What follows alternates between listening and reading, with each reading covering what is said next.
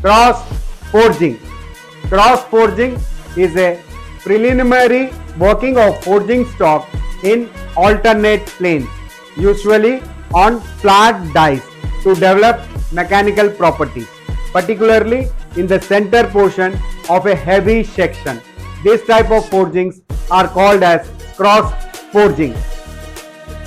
Decarburization, the removal of carbon from the surface of a steel as a result of heating in a medium that reacts with the carbon. Decarburization is usually present to a slight extent in steel forging. Excessive decarburization can result in defective products.